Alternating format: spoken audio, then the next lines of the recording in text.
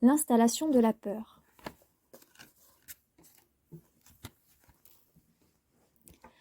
Avant même que la femme ait eu le temps de dire ouf, les deux hommes sont entrés. Le beau parleur s'essuie les pieds sur le paillasson. L'autre ne s'en donne même pas la peine.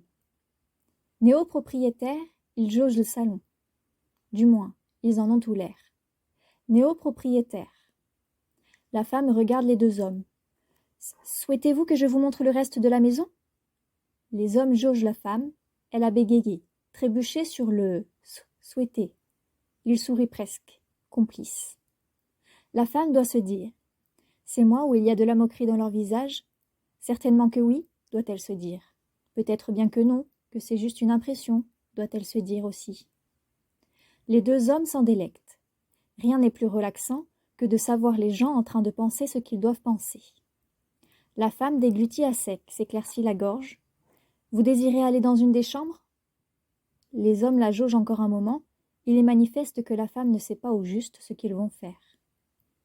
Le beau parleur rompt enfin le suspense. « Ce ne sera pas nécessaire, chère madame. Du moins, pas pour le moment.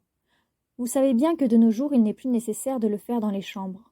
La salle à manger convient parfaitement. Nous aurons peut-être besoin, toutefois, d'utiliser la salle de bain. » La femme écarquille les yeux.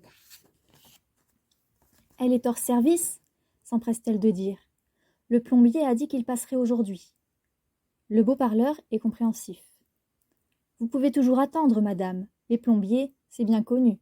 Ils n'ont pas notre éthique, notre sens des responsabilités. » Eux ne remarquent pas que la femme est soulagée.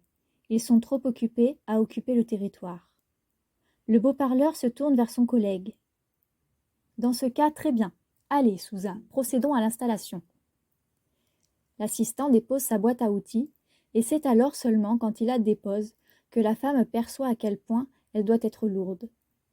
Dans sa main à lui, elle semblait aussi légère qu'une boîte repas après le déjeuner. Et le fonctionnaire élégant beau parleur sourit mielleux. « Oui, ça va être long ? » ?»« Le temps qu'il faudra, chère madame. Tout dépend du temps que prendra l'installation. Parfois en 1 heure c'est fait. D'autres fois, ça dépend. » La femme baisse les yeux, résignée. « Mais ne vous inquiétez pas, chère madame. Avec nous, le temps passe en un clin d'œil. »« Si vous le dites. »« Oh oui, chère madame. L'installation de la peur est chose rapide. Avant même que vous ne puissiez vous en rendre compte, elle est installée et prête à l'emploi. Autrefois, ça prenait des années. Maintenant, avec les nouvelles technologies, c'est l'affaire de quelques minutes. »« Ou de quelques secondes, » dit l'autre voix. La voix rauque, lourde de l'homme que le premier appelle Souza.